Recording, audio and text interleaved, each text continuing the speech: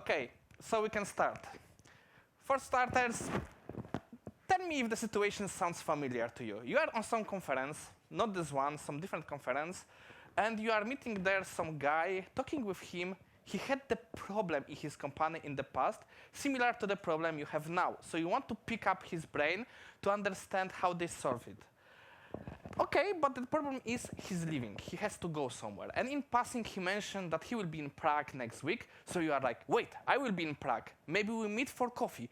I know a great place near the zoo. He's like, okay, let's check the dates. You are seeing everything is okay. So you are making the deal that you will meet there in the next week. So time passes. You are getting confirmation that you will be meeting with him on the, let's say, Wednesday. So the time comes, you are waiting in front of the Praga Zoo. You are getting the message, I'm here. Where? There is not many people here. Where is he? So you are calling him. Could you send me the pin on the maps? I want to see where you are. And he's sending this. You are like, that doesn't look like Praha. But he's in the zoo. Oh, it's Praha district in Poland. And you are here. Well, you may ask, what the hell it has to do with the shift left? This is basically the situation. Oh, but before that, whose fault was that? Who is at fault that you are in the different place? Anybody have any ideas? We have options. It can be him, because he was talking about Praha, not saying that he means district in Poland. It could be you, because you haven't sent the map. It could be Poland, because they named the district as Praha. It can be nobody, because what are the odds that there will be...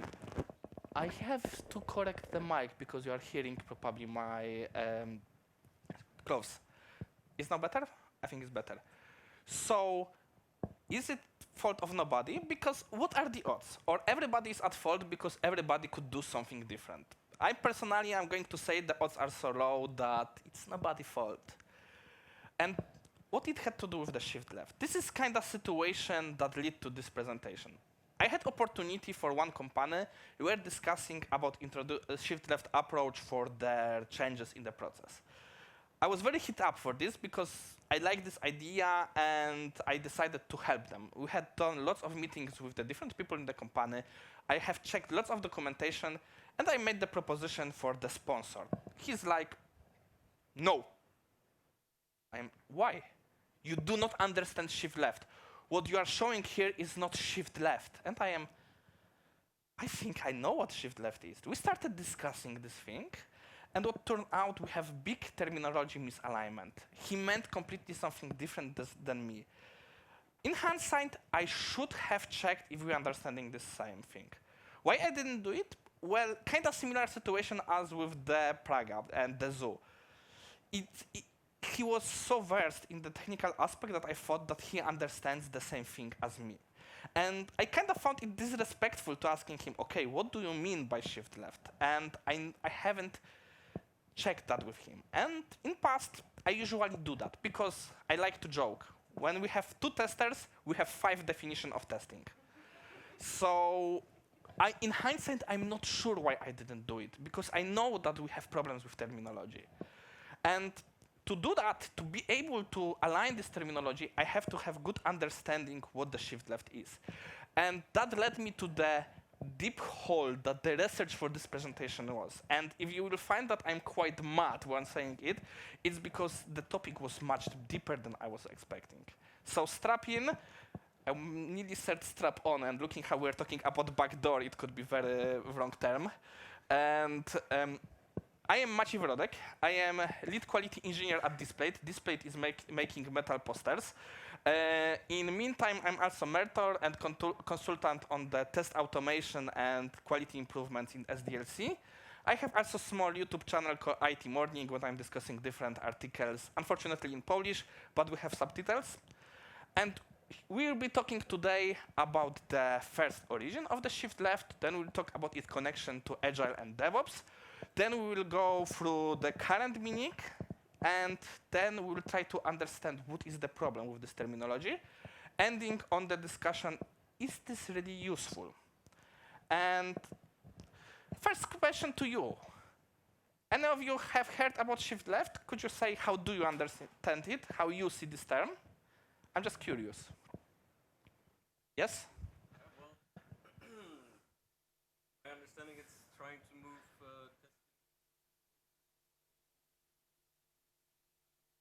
Yes. decrease the time from development. Decrease. Decrease. Okay. So I'm going to repeat because probably at the end you haven't heard from Yeah, I don't have a name. from QA lead perspective. It was the approach that we are moving testers closer to developer, so we have less time on the communication and on the feedback. Anybody else want to say how they understand it? No worries. I know that probably the answer is dude. We came here to learn. Oh yeah, someone there.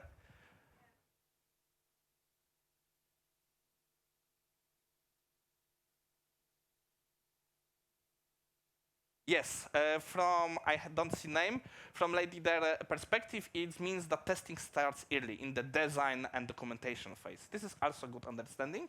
While I was collecting the feedback for this presentation, I was asking lots of developers, managers, consultants, how they understand shift left. The most common understanding was no testers, unit testing, TDD, dev testing, something with DevOps, something with Agile. There is one more option here that is not on this slide. This is the secret ingredient that we need to take later. I'll try to move it a little more. Maybe it will be better this way. Okay, so we need to go back in time to Jesus Christ. We need to go back in time to understand shift left. To understand it, we kind of need to see the environment in which it was born. The development in 90s was interesting place. We have ended our hunter-gatherer phase. We understand how to make software.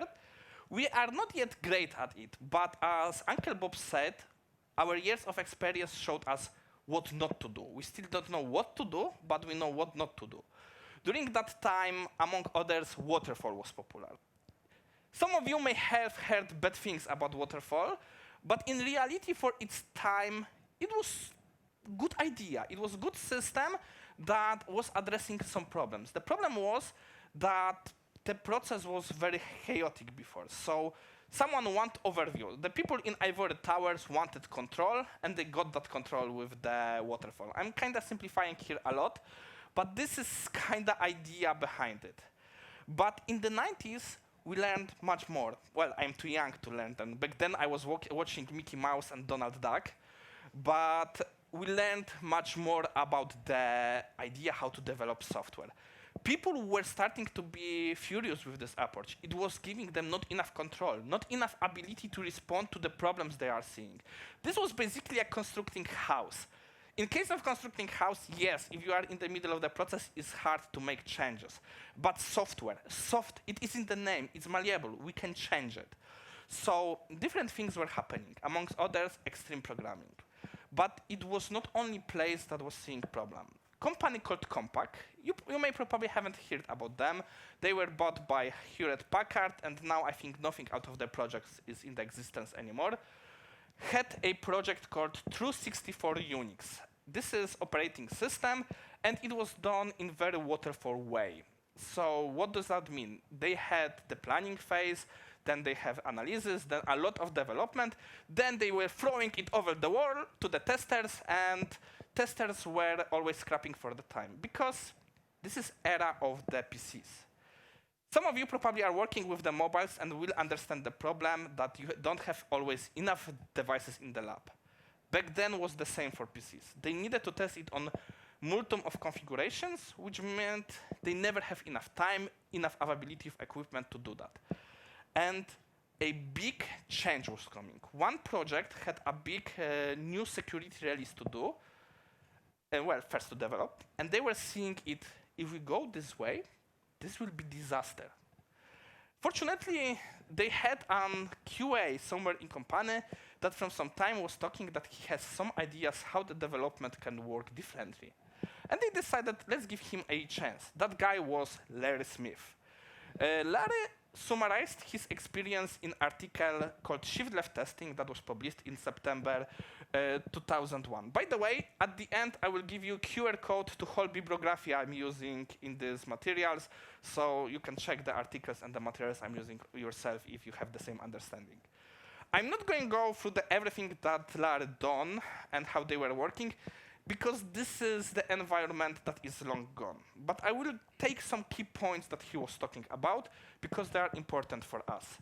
Basically, core concept of the article was move testers to dev teams. Basically, as QA lead said, we are moving the testers closer to developers. Because what happened?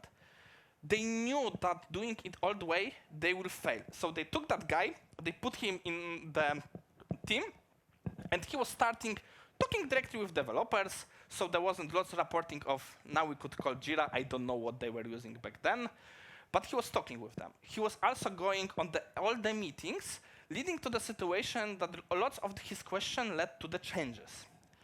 He was a very skilled guy, by the way, so let's say it's not working for everybody, but he was also advocating something else. We would call it today testability. What it means? For him, it meant that he was going to developer, dude, I need some logs in the system to see if this is working. Could you add this and this and this? Next day, he had that. Previously, he got that next release. So, huge improvement on the quality. This also is the era that he described smoke testing. He didn't use this term. I'm not going to discuss when the term was born, but he described that thanks to this approach, he could test every change separately on the small selection of the device, knowing if there is any feedback for developers, and rest of the testing done off time. He could use the time where the all lab is not used, because he doesn't have the release schedule, to check the changes on all of the devices that he needed. And now we would call it weekly regression, nightly regression, or something like that. He was called it the off-time based testing. And there was also one thing that was in his article that first was very controversial for me. He said, let's developers develop, tester tests, and admin configure. Seriously, I always want to say admin. That would be so great. And what he meant by it, basically, he was close to developers, so he could say, well, this is the tests I want to do. And developers could say, you know, we can do this as the unit test. They could also come to him, you know, I wrote such unit test. Does it make sense? It is bringing any value? So he was bringing them value as consultant, checking their code, checking their unit testing to make them more efficient. And they are much better coders than him. So when came time for the end-to-end automation, he was either using their code or even asking them for help to write the better automation himself. And he summed up it all that basically bugs are cheap, and we can find them are cheap when code young, and we can find them young as long as we move testers closer to the teams. So cool, but how we came from that to no testers? We'll go to that, but probably most of you are working in the Agile environment, are part of development teams. I think maybe some are working in a situation when the testing team is completely separated, but I think most of you is in the development team. Question, is that thanks to the shift left, or we have someone else to thank for that? Because Agile Manifesto also has some things to say on this topic. I'm not going to go through the whole Agile Manifesto. QR code to the link for that is also there, but Agile Manifesto has one interesting sentence: individuals and interactions over processes and roles, tools. So we have the situation that we need to interact, talk. The process of throwing the stuff over the wall to QA doesn't matter if we can go and talk with them. And even the Agile principles, yes, Agile has principles, they are on the same side as the manifesto, is saying this. Face-to-face is best interaction, and the more frequently we release, even if this case it was released to the tester, not to the production, means we will get better results. So this is kind of connected to what we are saying. Right now, testers in the development teams is standards instead of the exception. It's like he said, we are no longer part of the release process. We are participating in yes, but we are part of the development. To make the matter even worse, DevOps came to the picture. I'm not going to go into what DevOps mean.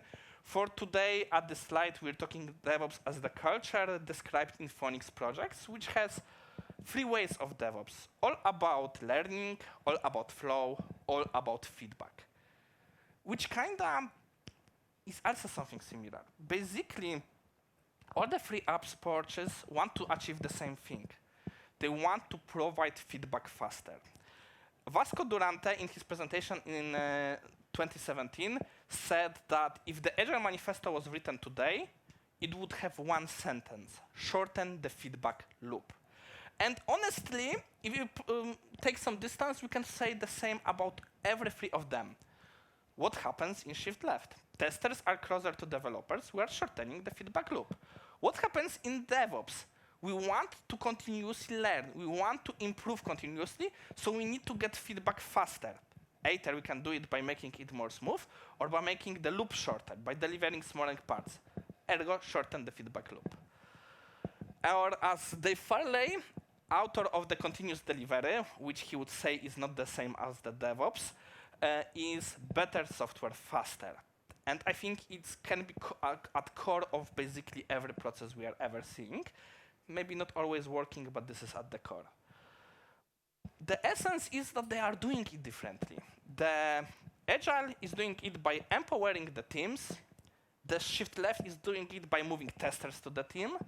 And DevOps is making it by a cultural change. So what happened that we have now shift left, meaning no testers? But first, one more time. They have the same core value, but they are not the same. They are having similar ideas behind them, but completely different implementations. So we cannot put equal marks between the 3 of them. But probably some of you, if you would go into interview or have interview with other people, when you ask them what is Agile, well, they will talking about Scrum. They will tell you about the retrospective, the stand-ups, about the ceremonies connected to the Scrum, which are not exactly Agile. Scrum, if it's part of Agile or not, this is a completely different discussion, but they will be talking about this. They won't be talking about manifesto. They won't be talking about the ideas.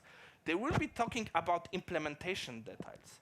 So shift left from the idea of moving testers to team, which right now this idea is, let's say, already past. It happened for most of us. It started to go into meaning no testers, automation, and unit testing. And DevOps, which is very painful from the lofty culture, it went to hey, it's just admin with fancy name. Something like DevOps engineer or SRE. Yeah, not everybody, but in lots of companies, this is basically what DevOps mean. And shift left, first we had shift left testing. But at some point, as you noticed, I'm saying shift left. I'm not saying shift left, because it was kind of shortened to this form, and then started to evolve into different things, like shift left security, shift left accessibility. Those are the 2 most popular I've seen, but I've seen many other things like shift left ops I even have seen, but fortunately never caught on. And at this point, if I would have to describe shift left using the mathematical definition, it would be something like moving X closer to origin. But seriously, who would say that? If I would say that, you would probably be bored to death. So things like shorten the feedback loop, sounds much more exciting, or better software faster. It's kind of snappy to say. Problem is, I think these terms are already used, and using them for shift left will add to the confusion. And we already have a lot of confusion. Probably you have seen these comics from XKCD. We had 14 standards. We need to do something. Let's create 1 standard to unify them all. We have 15 standards.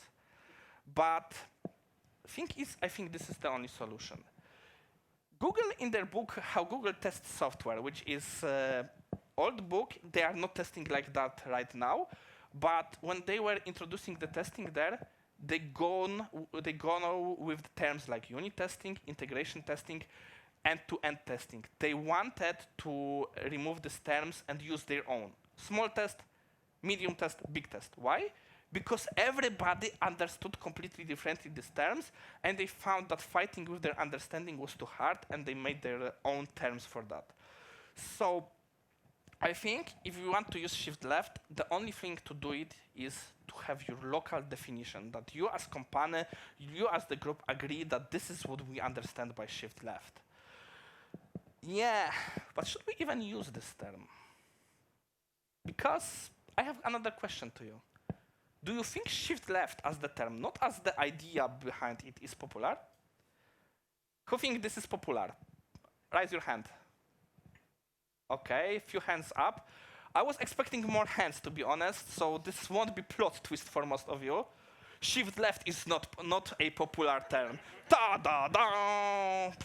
I was expecting seriously that it will be much more shocking, because for me, it was actually shocking.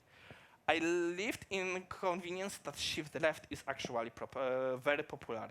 But I was talking with developers, with testers, and when I was showing you the slide what it means, there were two popular options, like something connected to DevOps, something connected to Agile, but the most popular answer was, I had never heard about it. Or it was for the developers, good old developers, there was, you mean bitwise shift, left shift, ergo moving the bits for making the bigger numbers in the code. And I was like, okay, that is interesting. I did some research. I must admit, I haven't yet finished. I will be doing some bigger survey, but I wasn't ready to do that before this conference. But using help of my friends from marketing, they have very good tool to research different terminology and its popularity. We use quite a lot of them, but I think the Google Trends gives the best view. So what is the popularity of the shift left term? We have two terms here, shift left, let's see if the light works, and shift left testing. The line is practically 0. It's not exactly 0, but it's close. By the way, for those of you who never use Google Trends, it takes the point when when something was the most popular, like in this case DevOps, and it compares how it is popular connected to that point. 0 means that it practically never was even a slightest part of the popularity. I admit, yeah, I think I should put the cable in different place, but too late. I admit that was shocking to me. That was completely shocking to me. So I went into book binging. Phoenix Project, the book that started DevOps, well, started popularity of the DevOps. No mention of the shift left. DevOps Handbook, the book that was kind of how-to DevOps.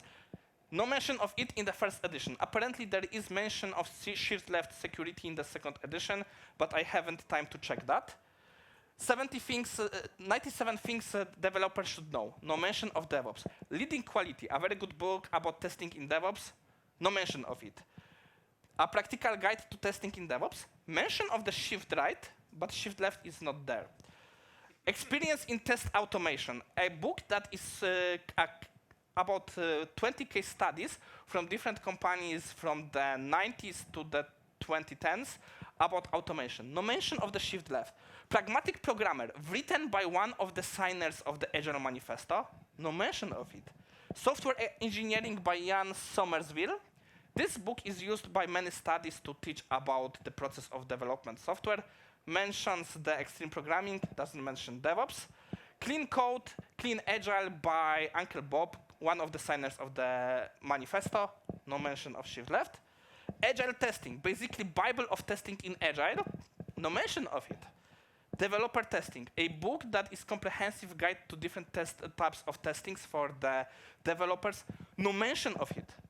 How Google tests stuff. The book that kind of went how the Google from its beginning to the 2010s go with this testing. No mention of the shift left. Continuous Delivery. Book by Dave Farley. No mention of it. Accelerate. I think if you have heard about DevOps, you probably heard about this book. This is the research on the DevOps. It mentions shift left security.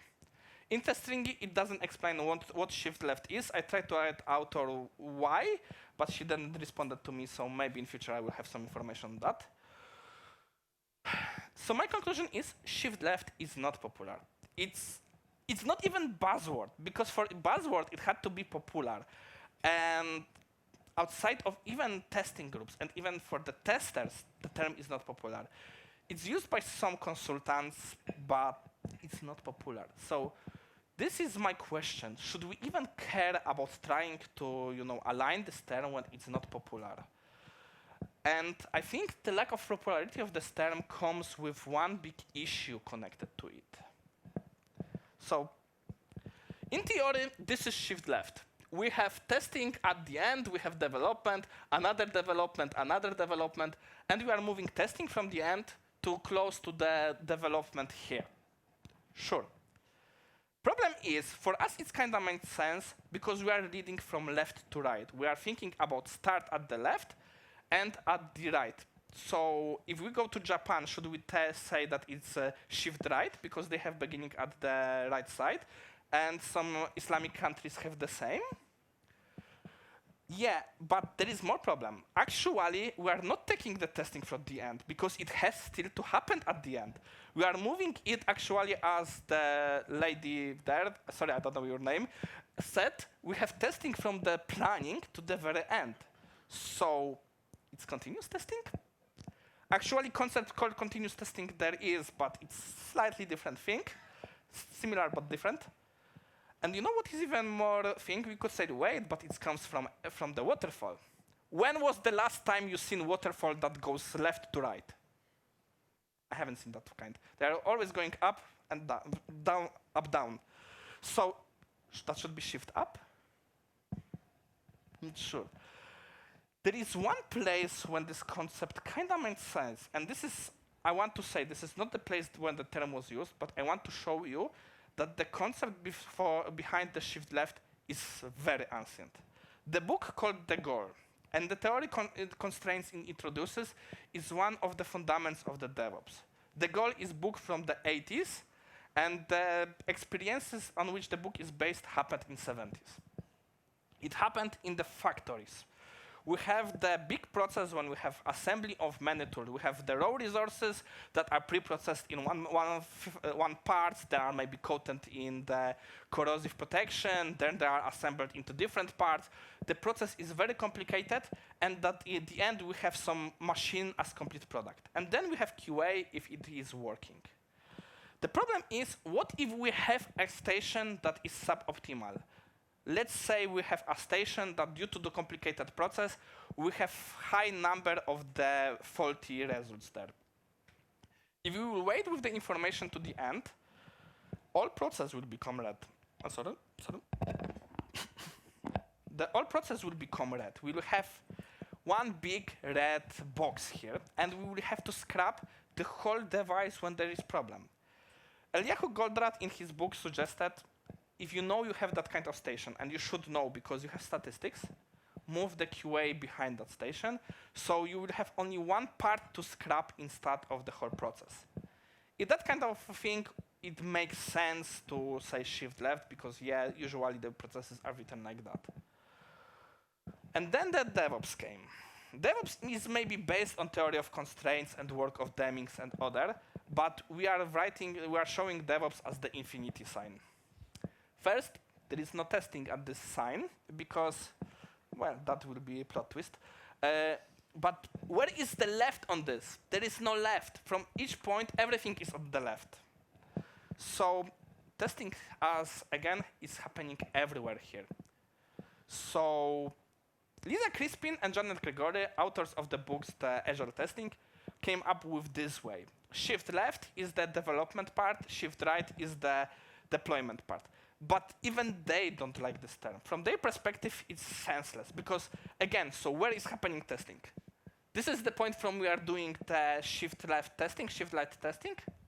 No, again, testing is happening at all the phases. So using the shift here doesn't make sense because we are not moving it. We are making it integrated in all the process. So what is shift left testing? What is shift left? If you are confused right now, I am too. I am going to say I am really frustrated by this topic because I wasn't expecting such deep hole to dip myself in. And to be honest, in my opinion, the best definition of the shift left comes from Microsoft. Microsoft in 2012 had an article called Test Early, Test Often. as Irony wants it, they didn't mention the term shift left there completely. But basically, I think this is the best definition of the shift left. Because if we were using the faster feedback loop, well, okay, this is the concept, this is a nice slogan, but how? What does it mean? The better software faster, its slogan, and it's strongly connected with the continuous delivery and DevOps. So again, we are making more confusion. But test early, test often is actually good description of the shift left. But here's the thing. This is very good slogan on itself. Saying shift left, it is snappy, but test early, test often also is easy to say. And in that case, do we need to use the shift left when the test early and test often is there? I kind of think that in future, I'm not yet completely convinced on this, I will mostly be using test early and test early, test often as the reference to the shift left instead of shift left. But as I told you, this is the exploration of the topic. I don't have answers for you. I wanted to show you how big hole it is and to be wary of this hole. So test early, test often. If you want to use the terms, make sure that you align it or you will end in the Praha Zoo in Warsaw. Or shift left as term is not as popular, but the thing that it describes is done by many companies. So in some ways, there is success here. So now it's time for your questions. Yeah, Jan. Well, so repeating for everybody to hear, Jan asked, how is the connection from the test-driven development? Actually, I was even showing it at one of the slides. This is also mentioned, some people are saying that shift left is test-driven development. I read few books on the test-driven development. They are not on the list here because I didn't find anything in, let's say, enough glamour to put it as the source of the knowledge. But I haven't found the term is. And again, as I was saying, the idea behind its sound and test-driven development is also connected to testing early. So I'm seeing how it's connected, but again, it wasn't on the mind of the people that were talking about shift left when they were creating it, but it's term that can be used for describing TDD. But I think TDD is much more descriptive, so I'm not seeing value in using shift left instead of the TDD. Did I answer your question? Yes. Sure. Anybody else? Any more questions? Oh, the mister with the long hair there was first, then you. Yeah, sure. Hey, Jakub here. So nice to meet you. Nice to meet you. The question is, or let's say an idea. So what's the point behind even talking about shift left? It seems like it's some idea which really caught on in a lot of methodologies and a lot of approaches, and it's already embedded there. So what do you see as a point to discuss it as a separate topic? You see, the good thing is, I don't think the idea caught on there. I think they came to the same conclusion separately. This is what I'm trying to show with these books. They didn't mention it. They didn't mention the references they taken, which kind of for me means that they either weren't aware of the shift left or didn't agree with the terminology. So I don't believe that these methodologies could talk that idea from the shift left. I think they came to the same conclusions on different ways. And why talk about shift left? It's a popular term. Even if I'm saying it's not popular, in our circle of the testers, it still has some meaning. Some people are using it. Usually in negative terms. Usually now when you are hearing shift left is the concept fire all the testers. So I kind of wanted to make this discussion you aware that it's a big mess. And I wanted to rant on it, so I took the opportunity to rant. Did I answer the question? Sure. And QA lead in the front had the question, and I'm not seeing the name. You will be next. QA lead was first. Okay, I would like to remedy the fact that I'm a QA lead, but also I'm Jakub. Unfortunately, you will stay QA lead to the end of the conference. Well, that's fine. That works for me. But originally, I had thought I have a question, but then it's more like an idea to think about, because what I am what I'm experiencing is that we're working in embedded systems, which have some drawbacks on like how fast we really can be.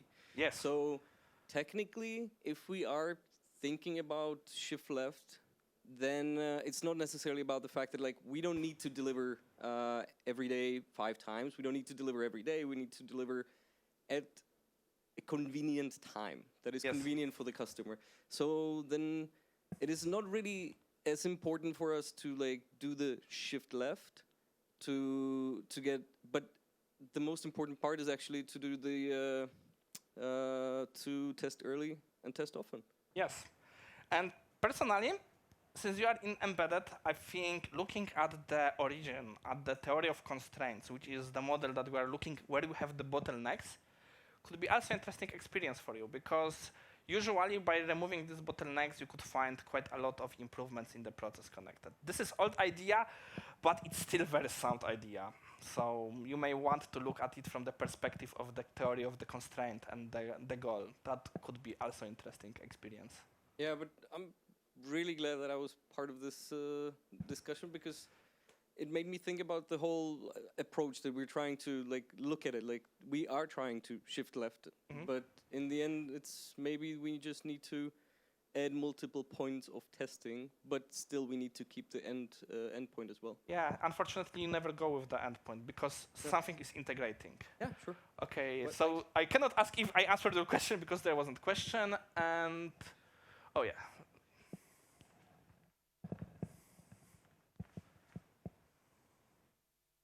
Hi, Katja. Nice to meet you. So you mentioned one thing earlier, which I find quite interesting. You mentioned that there is always a lot of discussion around terminology in testing. So maybe that is maybe the real problem we want to look at here? Not necessarily how we do and how we shift things, but really how we go about talking about these things. You know, I agree with you. The problem is I don't believe this is something that we are able to fix, because we have the ESTQB as the certification, whatever we think about it. One thing it did, it made a point that we can go to check what some terminology means. We can disagree with it. For example, I disagreed with their definition of the exploratory testing for about 10 years. They changed it finally. But I think we are not the science. We are yet not the science. We are still comparatively young compared to physics, compared to mathematics. And I believe that we have still evolving language. And trying to make the alignments of the terms, I think, is too hard right now. It's impossible, because every marketing company will try to put their spin, as is now with the metaverse. What the hell is metaverse?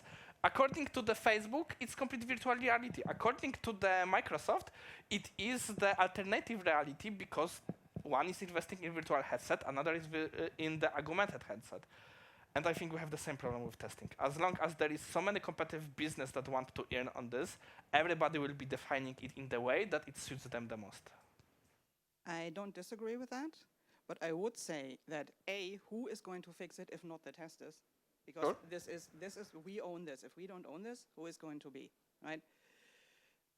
But also, I think we need to move away a little bit from this fixation of semantics. I think testing is one of those fields that gets caught up a lot in semantics, and I think we should talk more about what it is we're trying to achieve, and not necessarily about how we're calling what we're trying to achieve, right? I agree with you, but you know, this is completely idea came to my mind right now. Lots of people in the testing came to the testing because their attention to the detail. And the fact that someone is using the terminology wrong from the perspective of that person, it's also detail that needs to be fixed and reported as a bug. So I'm curious if the problem is, as you're kind of saying with us, that we have the problem that we are too much fixated on it. This is interesting idea to think, but I don't have the answer for that yet. That's fair enough. I don't either. Yeah. Oh yeah, another questions. I like questions, so we can continue. Especially that I have finished much faster than expected. Hello. Hello. This is Anička. Nice to meet you. It is not a question, sorry. It is No a worries, note. its discussion is also good. I have one interesting fact to add, and that is you mentioned waterfall, The term was originated in 70s, and originally what Don't use that. yeah, exactly. The author of the term and who first described it as how not to do the software, how not to develop. So it was from the beginning the example. Yeah, Of the opposite. That is And- interesting story. I know that.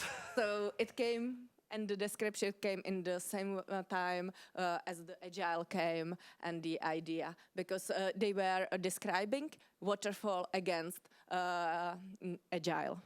I'm not sure if I remember this article this way because I read that paper. It was the beginning of the like first grain of thought that later came into more agile, but the idea about it to shift it to do the testing repeatedly started I will already need to on that. read this article with that perspective because I read that and I didn't caught the connection to Agile there, but I wasn't looking for them, so I will have to reread it from that perspective. Thank you for that. And yeah, as the Aniczka said, the waterfall originally was described as thing not to do, but what I kind of don't agree with that article was the article was very forward thinking. Thing is, not always forward thinking is the best way. We can get example. You all probably heard about microservices and because they are all the rage. Thing is, Microsoft had microservices before microservices are cool.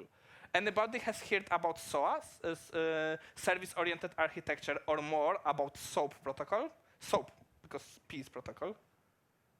Nobody has worked with the banks and had to make SOAP requests? You're lucky people. Yeah, basically, SOA was attempt on microservices because the idea is not new one. The problem was technology wasn't there yet. Similarly, the concept of Docker is old, but technology wasn't there. And I kind of think that back then, when the article was describing, it was very futuristic, and the thing that it was talking, yes, that was the way, but I don't believe that at the point when it was happening, it was the way that could happen. But this is my opinion on this topic. They started the experimentation and then lead to Agile Manifesto and something like that. But it was later. quite a big step Yes. from that time to that experimentation. It didn't happen so fast as I remember. No, it didn't happen so fast. As you mentioned the article in the beginning with Shift Left, it was 2001, if I remember correctly. September, and the Agile Manifesto was February 2001, or March, I don't remember exactly. But you know, the Agile Manifesto was kind of popularization of it. But this is, I think you know, this is more for the rest. The extreme programming in 90 was already caught on. It wasn't as popular back then, but it's not like it didn't have any part of the market. Even the books, the software books for the universities had the extreme programming in it. There was also Spartan programming in that time, but I think nobody even remembers it now. Any more on this discussion, or are we finishing and going to take coffee? So, as I said, if you want, thank you. This is the QR code for my channel, but since it's Polish, I think you are more interested in the QR code for the bibliography.